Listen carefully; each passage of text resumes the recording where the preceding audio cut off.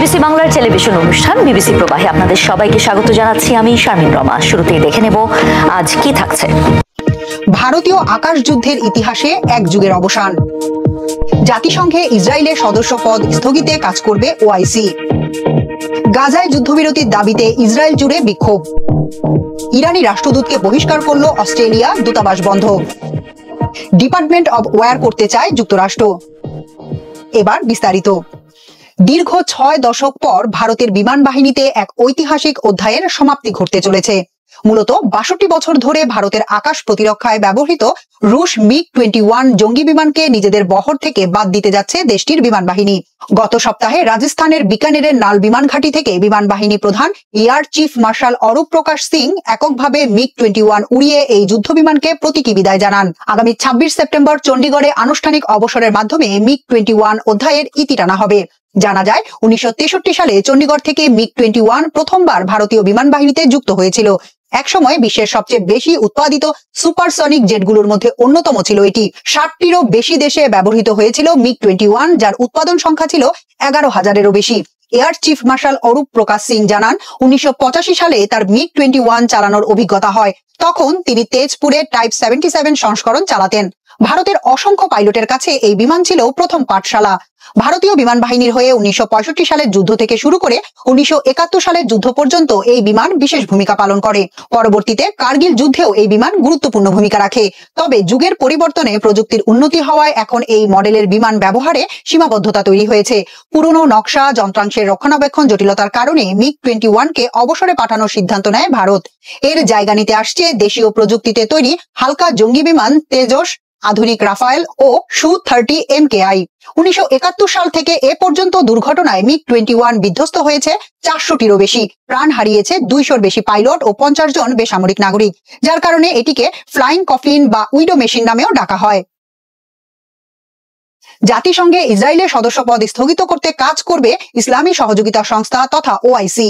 সম্প্রতি এক বৈঠকের পর সংস্থাটির পররাষ্ট্রমন্ত্রীরা একথা জানান। ওআইসির ওয়েবসাইটে প্রকাশিত পররাষ্ট্রমন্ত্রীদের চূড়ান্ত ঘোষণায় বলা হয়েছে, ইসরায়েলের সদস্যপদ লঙ্ঘন এবং জাতিসংঘের প্রস্তাবনাগুলোর প্রতি ধারাবাহিকভাবে অবজ্ঞার কারণে ওআইসি সদস্য রাষ্ট্রগুলোর পররাষ্ট্রমন্ত্রীদের পরিষদ সংস্থাটির সদস্য রাষ্ট্রগুলোকে জাতিসংঘে ইসরায়েলের সদস্যপদ জাতিসংঘ সনদের সঙ্গে সামঞ্জস্যপূর্ণ কিনা তা আরও খতিয়ে দেখার আহ্বান জানিয়েছে। উপরন্তু জাতিসংঘে ইসরায়েলের সদস্যপদ স্থগিত করার জন্য প্রচেষ্টা সমন্বিত করা উচিত। ওআইসি গাজা ভূখণ্ডে সংঘাত নিরসনের জন্য শান্তি উদ্যোগ, ইসরায়েলের প্রত্যাখ্যান এবং ফিলিস্তিনের গাজা ভূখণ্ডে যুদ্ধবিরতি প্রতিষ্ঠার জন্য মধ্যস্থতাকারীদের সঙ্গে সহযোগিতা করতে অনীহার নিন্দা জানিয়েছে।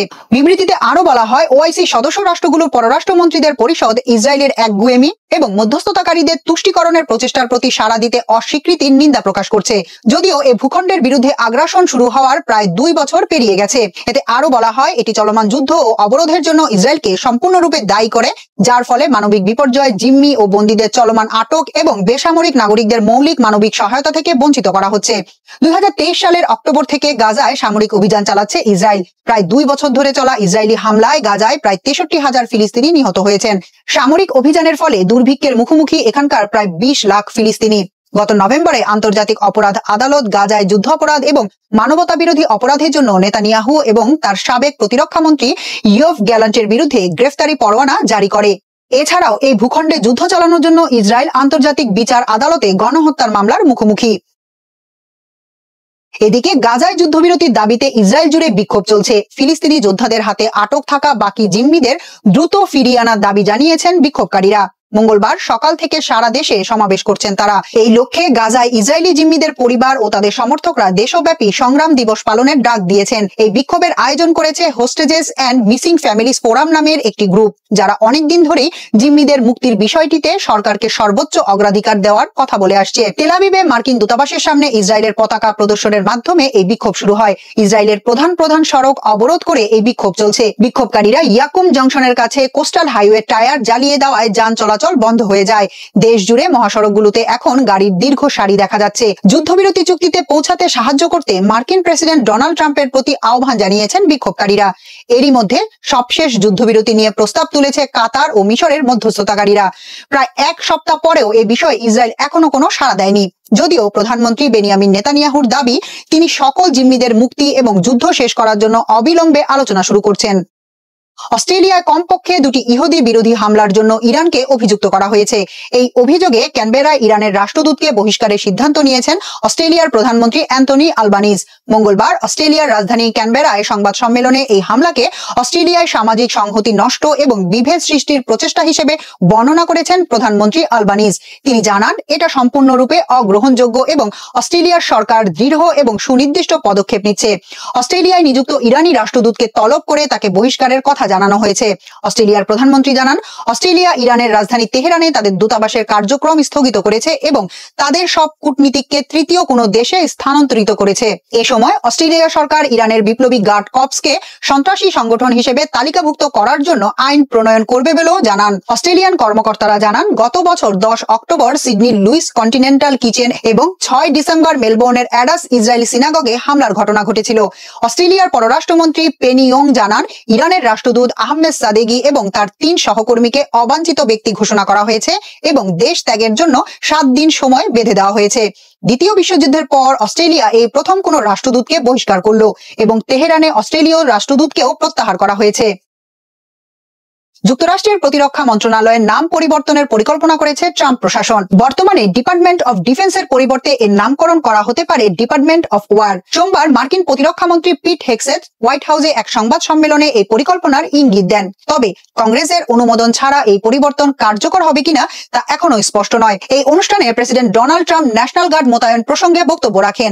তিনি বর্তমান নাম নিয়ে অসন্তোষ প্রকাশ করে জানান, ডিপার্টমেন্ট অফ ডিফেন্স শুধু প্রতিরক্ষার মধ্যে সীমাবদ্ধ থাকতে চায় না। প্রতিরক্ষা যেমন দরকার, তেমনি আক্রমণও দরকার। আগে এর নাম ছিল ডিপার্টমেন্ট অফ ওয়ার, যা আরো শক্তিশালী শোনাতো। যুক্তরাষ্ট্র প্রথম বিশ্বযুদ্ধ জিতেছে, দ্বিতীয় বিশ্বযুদ্ধও জিতেছে, সবকিছু জিতেছে। 1789 সাল থেকে 1947 সাল পর্যন্ত যুক্তরাষ্ট্রে ডিপার্টমেন্ট অফ ওয়ার নামটি ব্যবহৃত হতো। এরপর জাতীয় নিরাপত্তা আইন অনুযায়ী সামরিক কাঠামোতে বড় পরিবর্তন আনা হয়। 1949 সালে এর নাম পরিবর্তন করে ডিপার্টমেন্ট অফ ডিফেন্স রাখা হয় এবং প্রতিরক্ষা মন্ত্রীর পদ সৃষ্টি করা হয়। আলহামদুলিল্লাহ। ভারত পাকিস্তান সংঘাতের পর ইসলামাবাদ তাদের প্রতিরক্ষা ব্যবস্থায় বড় পরিবর্তন এনেছে। 13 আগস্ট 78তম স্বাধীনতা দিবসের প্রাক্কালে প্রধানমন্ত্রী শেহবাজ শরীফ নতুন আর্মি রকেট ফোর্স কমান্ডে গঠনের ঘোষণা দেন। তিনি জানান, এই বাহিনী আধুনিক প্রযুক্তি ব্যবহার করে সব দিক থেকে আঘাত হানার ক্ষমতা অর্জন করবে এবং পাকিস্তানের প্রচলিত যুদ্ধ ক্ষমতা বহুগুণ বৃদ্ধি করবে। ব্রিটিশ সংবাদ মাধ্যম বিবিসি এর প্রতিবেদন থেকে এই তথ্য জানা গেছে। গত মে মাসে 4 দিনের সংঘর্ষে ভারত পাকিস্তান দুই দেশই একে অপরের সামরিক স্থাপনায় বিমান হামলা, ড্রোন হামলা ও ক্ষেপণাস্ত্র হামলা চালায়। ভারত পাকিস্তানের ভেতরে ব্রহ্মোস সুপারসনিক ক্রুজ ক্ষেপণাস্ত্র ব্যবহার করে গভীর আঘাত হানে, যা পাকিস্তানের প্রতিরক্ষা কাঠামোর দুর্বলতা স্পষ্ট করে দেয়। এই ঘটনার পর পাকিস্তান উপলব্ধি করে যে তাদের প্রচলিত প্রতিরক্ষা কৌশলে বড় ফাঁক রয়েছে এবং কেবল পারমাণবিক প্রতিরোধের ওপর নির্ভরশীল থাকা আধুনিক যুদ্ধের জন্য যথেষ্ট নয়। আর্মি রকেট ফোর্স কমান্ড আধুনিক প্রযুক্তি ব্যবহার করে যে কোনো দিক থেকে আঘাত হানতে সক্ষম হবে এবং দেশের প্রচলিত যুদ্ধ ক্ষমতা বহুগুণ বাড়িয়ে তুলবে।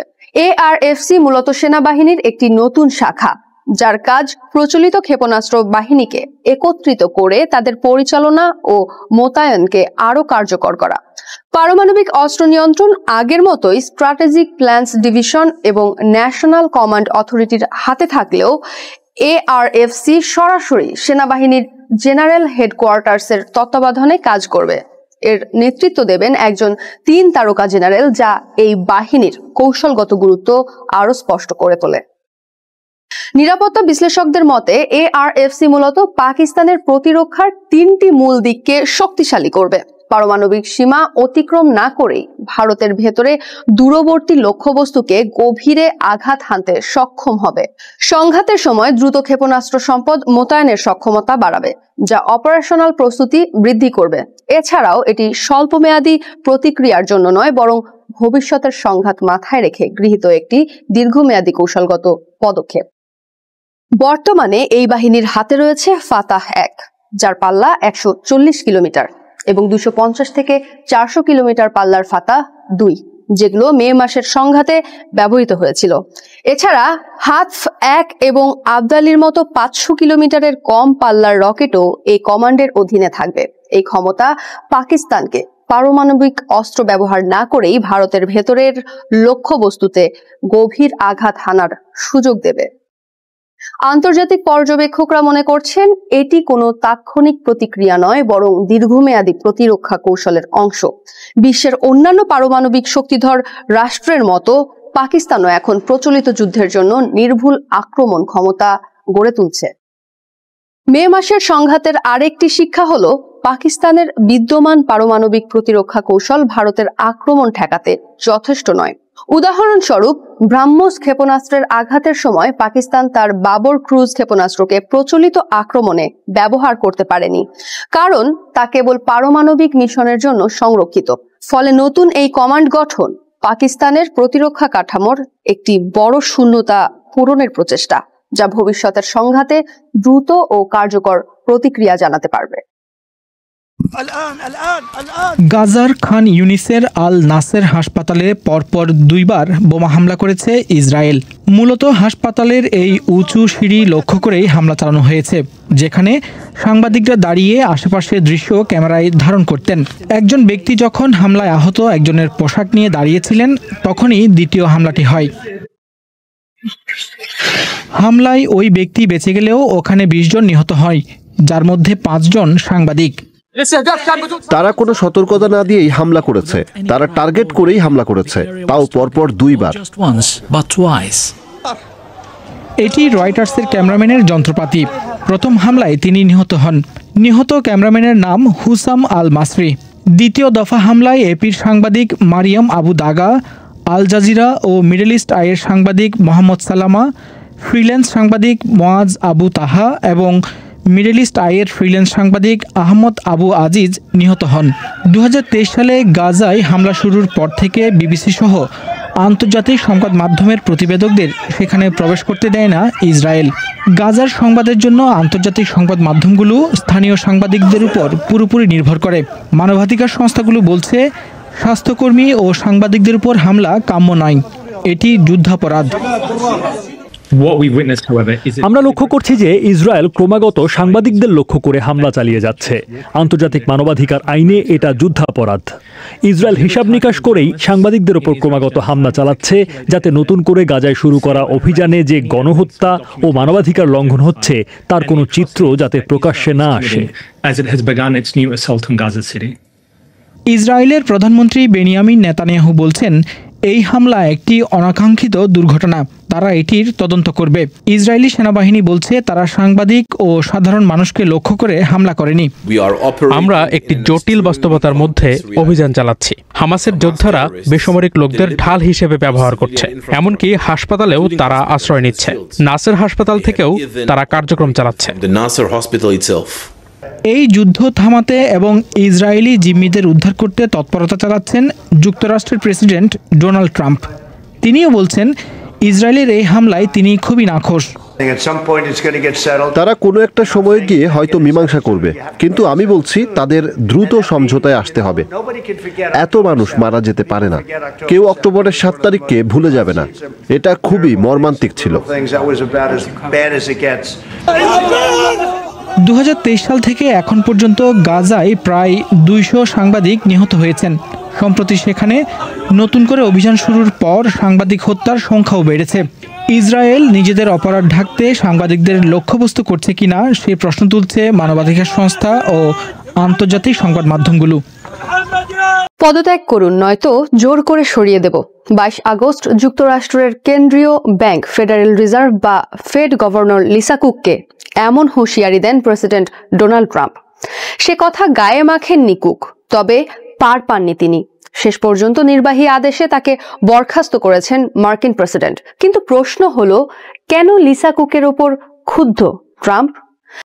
ফেড গভর্নর লিসা কুকের বিষয়ে 25 আগস্ট রাতে ট্রুথ সোশ্যালে দেওয়া এক পোস্টে চূড়ান্ত সিদ্ধান্ত জানান ট্রাম্প। বলেন, কুককে বরখাস্ত করা হলো, যা অবিলম্বে কার্যকর হবে।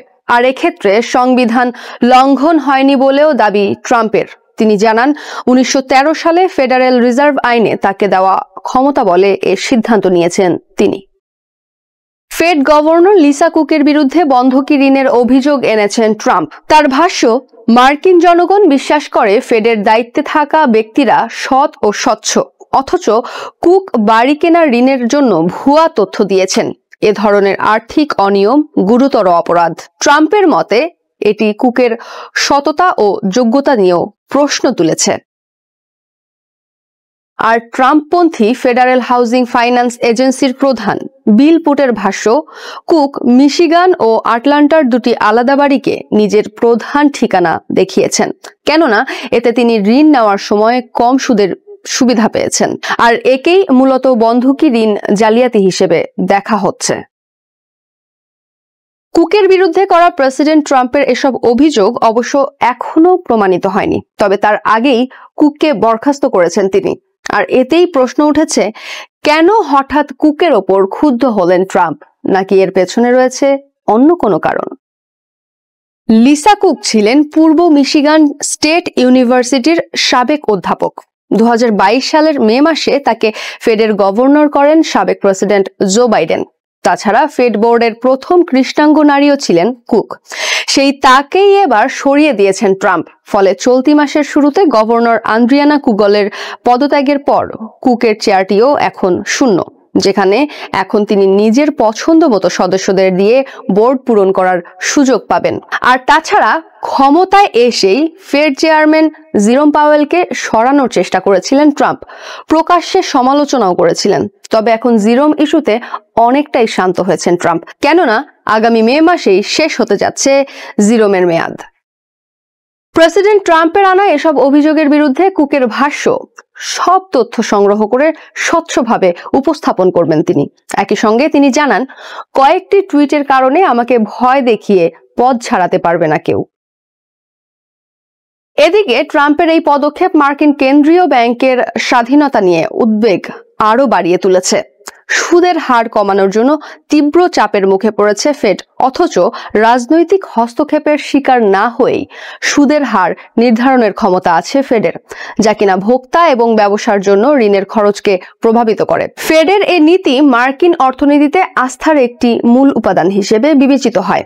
সেখানেই এবার হাত দিয়েছেন ট্রাম্প, ফেডকে একরকম বাধ্য করেছেন তার নির্দেশ মতো চলতে। আর বিশেষজ্ঞরা আশঙ্কা করছেন, প্রেসিডেন্ট ট্রাম্পের এই সিদ্ধান্ত যুক্তরাষ্ট্রের অর্থনীতি ও আর্থিক ব্যবস্থার আস্থা নষ্ট করবে। ইতোমধ্যে বাজারে এর প্রভাবও পড়তে শুরু করেছে।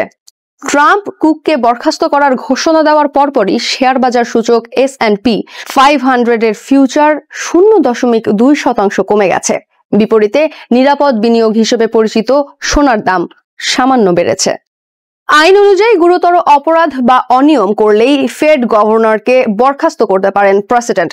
সেটি যেহেতু এখনো প্রমাণিত হয়নি, আর কুক যেহেতু আইনি লড়াইয়ে নামার আভাস দিয়েছেন, তাই কুককে সরানো নিয়ে আদালতে দীর্ঘ লড়াই হতে পারে ট্রাম্পের। আর এ প্রক্রিয়া শেষ হতে লেগে যেতে পারে কয়েক মাস। বছর শেষ হওয়ার আগেই উত্তর কোরিয়ার নেতা কিম জং উনের সঙ্গে দেখা করতে চান মার্কিন president Donald Trump. 25 August white হাউসে দক্ষিণ কোরিয়ার নতুন প্রেসিডেন্ট লি জে-মিয়ং এর সাথে বৈঠকের সময় কথা বলেছেন তিনি। এছাড়া বৈঠকে দুই কোরিয়ার মধ্যে শান্তি প্রতিষ্ঠা এবং উত্তর কোরিয়ার পারমাণবিক অস্ত্র কর্মসূচি নিয়েও আলোচনা করেছেন। মার্কিন প্রেসিডেন্ট ডোনাল্ড ট্রাম্পের আমেরিকা ফার্স্ট নীতির চাপে দক্ষিণ কোরিয়ার সঙ্গে যখন যুক্তরাষ্ট্রের বাণিজ্য ও সামরিক সম্পর্ক জটিল অবস্থার মধ্য দিয়ে যাচ্ছে, তখন লি জে-মিয়ং ও ট্রাম্পের এই বৈঠক অনুষ্ঠিত হলো। এ সফরে তিনি দক্ষিণ কোরিয়ার বড় কিছু সংস্থার সিইও এবং ব্যবসায়ী নেতাদের সঙ্গে নিয়ে গিয়েছিলেন, যারা যুক্তরাষ্ট্রের সঙ্গে একাধিক বিনিয়োগের ঘোষণা দিয়েছেন।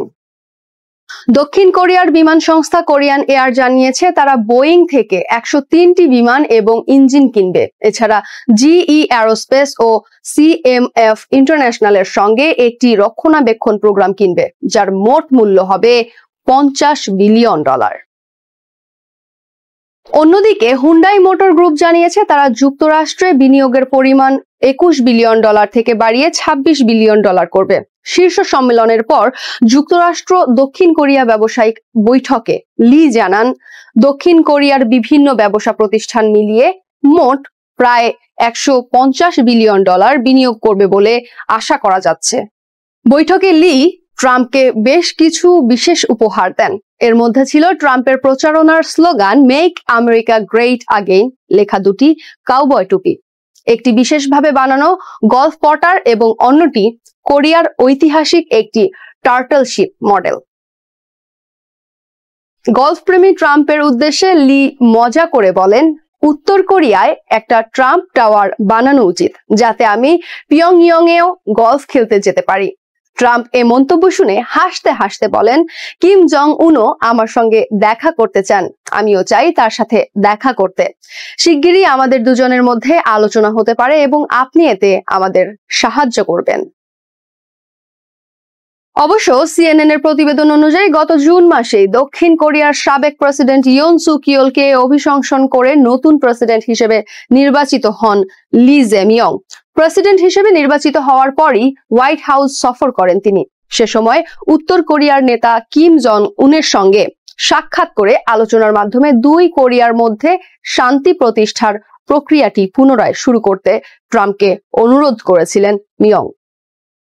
যদিও ট্রাম্প কিম বৈঠকের একটি ইঙ্গিত মিলেছে, কিন্তু বাস্তবে এই ধরনের বৈঠক হবে কিনা সেটি বলা মুশকিল, কারণ উত্তর কোরিয়ার মনোভাব এখনো যুক্তরাষ্ট্র বিরোধী। দেশটির রাষ্ট্রীয় গণমাধ্যম কদিন আগেও জানিয়েছে, যুক্তরাষ্ট্র ও দক্ষিণ কোরিয়ার যৌথ সামরিক মহড়া দেখে তাদের মনে হচ্ছে যুক্তরাষ্ট্র কোরিয়ান উপদ্বীপ দখল করতে চায়। দীর্ঘ আলোচনা শেষে রাজনৈতিক দলগুলোর কাছে জুলাই সনদের চূড়ান্ত খসড়া পাঠিয়েছে জাতীয় ঐক্যমত্য কমিশন। এরই মধ্যে খসড়া বিষয়ে মতামত দিয়েছে বিএনপি, জামায়াত, এনসিপি সহ বেশিরভাগ রাজনৈতিক দল। তবে যেসব বিষয়ে দলগুলোর নোট অফ ডিসেন্ট রয়েছে সেগুলো কি হবে সে বিষয়ে কোনো মীমাংসা এখনো হয়নি। মীমাংসা হয়নি জুলাই সনদের আইনি ভিত্তি ও বাস্তবায়নকাল নিয়েও। জুলাই সনদকে সংবিধানের ঊর্ধ্বে স্থান দেওয়ার কথা বলা হয়েছে এর চূড়ান্ত খসড়ায়। বলা হয়েছে, বিদ্যমান সংবিধান বা অন্য কোনো আইনে ভিন্নতর কিছু থাকলে সেক্ষেত্রে এই সনদের বিধান, প্রস্তাব বা সুপারিশ প্রাধান্য পাবে। এ বিষয়ে বিএনপির সঙ্গে জামায়াত ও এনসিপির মত পার্থক্য রয়েছে। বিএনপির স্থায়ী কমিটির সদস্য সালাউদ্দিন আহমদ বলেছেন, জুলাই হচ্ছে রাজনৈতিক সমঝোতা দলিল। কোনো সমঝোতা দলিলকে সংবিধানের ঊর্ধ্বে স্থান দেয়া যায় না, সেটা করা হলে খারাপ নজির তৈরি হবে। অন্যদিকে জামায়াতের নায়েবে আমির সৈয়দ আব্দুল্লাহ মোহাম্মদ তাহের মনে করেন, জুলাই সনদের আইনি ভিত্তি দেয়া না হলে এর বাস্তবায়ন নিয়ে সন্দেহ থাকে। সে কারণেই তারা আইনি ভিত্তির ওপর জোর দিচ্ছেন। প্রভাবশালী দলগুলোর এমন পাল্টাপাল্টি অবস্থানের কারণে জুলাই সনদ বাস্তবায়নের প্রশ্নে চ্যালেঞ্জ দেখছেন রাজনৈতিক বিশ্লেষকরা।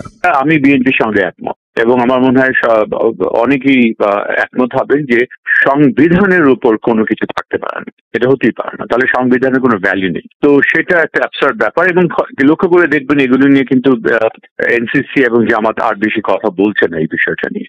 এখন তারা বলছে, জামাত বলছে যে রেফারেন্ডাম হতে হবে, আর এনসিসি বলছে গণপরিষদ, এই গণপরিষদ হবে। এখন কিন্তু ওই লাইনে চলে গেছে কথাবার্তা।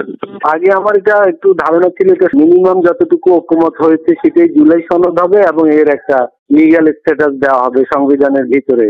এখন মনে হচ্ছে ঐক্যমতেরও অভাব রয়েছে এবং এর লিগ্যাল স্ট্যাটাস নিয়েও প্রবলেম রয়েছে। কিভাবে আসবে, কিভাবে রাখা হবে, সংবিধানের ভেতরে রাখা হবে না বাইরে রাখা হবে, এর আইনি শক্তি কতটুকু হবে, এইটাই তো একটা বিতর্ক এবং অনিশ্চয়তার ব্যাপার হয়ে গেছে। এদিকে জুলাই সনদ নির্বাচিত সংসদ বাস্তবায়ন করবে নাকি নির্বাচনের আগেই আইনি ভিত্তি দিয়ে এর বাস্তবায়ন করা হবে, এই প্রশ্নেও একমত হতে পারেনি প্রভাবশালী রাজনৈতিক দলগুলো। বিএনপি চায় এখনই কোনো আইনি ভিত্তি না দিয়ে নির্বাচিত সংসদের জন্য রেখে দেয়া। অন্তর্বর্তী সরকারের পক্ষ থেকে দেয়া জুলাই ঘোষণাপত্রেও তাই বলা হয়েছে। তবে জামায়াতে ইসলামী সহ ধর্মভিত্তিক বিভিন্ন দল ও গণ অভ্যুত্থানের নেতৃত্ব দেয়া এনসিপি নির্বাচনের আগেই আইনি ভিত্তি দিয়ে জুলাই সনদ বাস্তবায়নের দাবিতে অনড় অবস্থানে রয়েছে।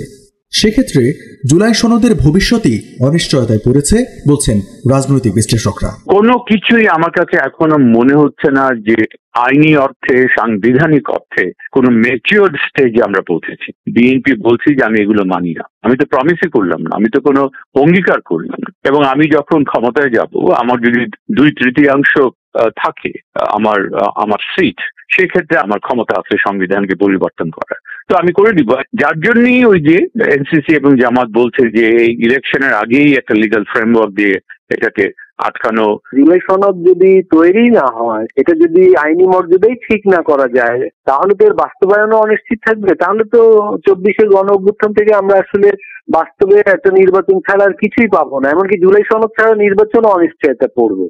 ফলে সিভিল সোসাইটির এখন বড় ধরনের একটা ভূমিকা আমি দেখছি আর কি। এছাড়া যেটা হবে অনিষ্টকর, সেটা হলো তখন আন্তর্জাতিক শক্তিগুলো তাদের রাষ্ট্রদূত দূতাবাসের মাধ্যমে এই বাংলাদেশের অভ্যন্তরীণ বিষয়ে অধিকতর নাক গলাবে আর কি।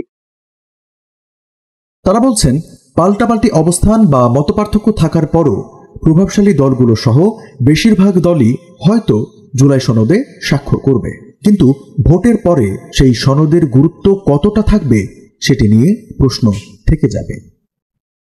1971 সালের নভেম্বরে নিউ ইয়র্কে রাজস্বিক জাঁকজমকে সিকিমের রাজা পাল্ডেন থন্ডুপ নামগিয়াল ও তার মার্কিন স্ত্রী হোপ কুক পরপর বেশ কতগুলো ফ্যাশন শো ও নৈশভোজ আয়োজন করেছিলেন, যার উদ্দেশ্য ছিল আন্তর্জাতিক অঙ্গনে সিকিমের পৃথক অস্তিত্ব ও স্বাতন্ত্র্য তুলে ধরা। বিশ্ববরেণ্য পরিচালক সত্যজিৎ রায়কেও একই কারণে সিকিমের ওপর তথ্যচিত্র নির্মাণের দায়িত্ব দেওয়া হয়েছিল। কিন্তু এইসব জোরালো কূটনৈতিক প্রচারণা সত্ত্বেও এর মাত্র 3.5 বছরের মধ্যে 1975 সালে রাজতন্ত্রের অবসান ঘটিয়ে সিকিম ভারতের 22তম অঙ্গরাজ্যে পরিণত হয়। এই রূপান্তরের নেপথ্যে অবশ্যই প্রধান ভূমিকা ছিল প্রধানমন্ত্রী ইন্দিরা গান্ধীর রাজনৈতিক সিদ্ধান্তর। পাশাপাশি অবদান ছিল ভারতের গোয়েন্দা সংস্থা রর গোপন কার্যক্রমের এবং সিকিমের জনপ্রিয় একজন রাজনীতিবিদ কাজী লেন্দুপ দর্জির সক্রিয় সহযোগিতার। সপ্তদশ শতক থেকে সিকিমে চোগিয়াল বা রাজারা ক্ষমতায় থাকলেও শাসন কাঠামোয় বড় ভূমিকা ছিল স্থানীয় প্রভাবশালী জমিদার শ্রেণী কাজীদের। খাংসারপা লেপচা পরিবারে জন্ম নেওয়া লেন্দুপ দর্জি ছিলেন দক্ষিণ সিকিমের চুকাংজংয়ের কাজী। অল্প বয়সে তাকে বিখ্যাত রুমটেক মনাস্টারির প্রধান করা হলেও যুবরাজ পাল্ডেন খন্ডুপ মাত্র 10 বছরে পা রাখতেই তাঁকে সরিয়ে দিয়ে যুবরাজকে তার স্থলাভিষিক্ত করা হয়। সেখান থেকেই রাজপরিবারের বিরুদ্ধে তাঁর আজন্ম ক্ষোভ।